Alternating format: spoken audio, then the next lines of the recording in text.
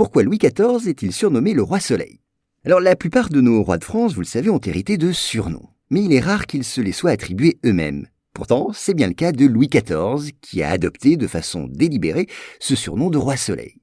Pourquoi donc ? Eh bien car il symbolisait sa conception du pouvoir. Oui, en 1661, après la mort du cardinal Mazarin, son parrain et son mentor en politique, Louis XIV indique sa volonté de prendre le pouvoir personnellement et de se passer désormais de Premier ministre.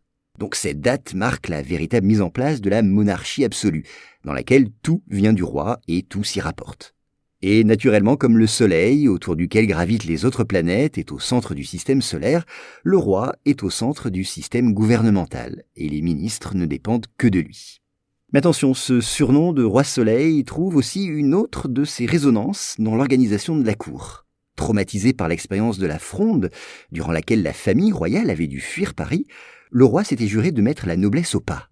Il avait donc obligé ses fiers seigneurs, qu'il avait jadis humiliés, à paraître à Versailles et à participer à l'immuable cérémonial de la cour.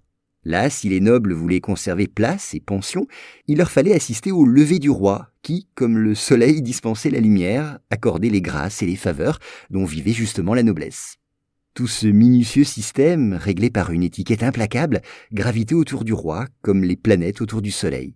Ce n'est donc pas pour rien qu'en 1662, au cours d'un célèbre ballet, Louis XIV, qui se piquait de danser, apparut vêtu en soleil. Enfin, sachez que même si le surnom de roi Soleil est le plus connu, c'est vrai, ce souverain en eut d'autres. Et en raison de sa naissance inespérée, sa mère, Anne d'Autriche, n'étant tombée enceinte qu'après plus de 20 ans de mariage, on l'appela Louis Dieudonné. Quant à son autre surnom de Louis le Grand, il s'explique là encore par sa prétention à gouverner en roi absolu. Voilà pour cet épisode. S'il vous a plu, sachez que j'en publie plusieurs par jour sur mes podcasts Choses à savoir. Je mets tous les liens en description. Merci.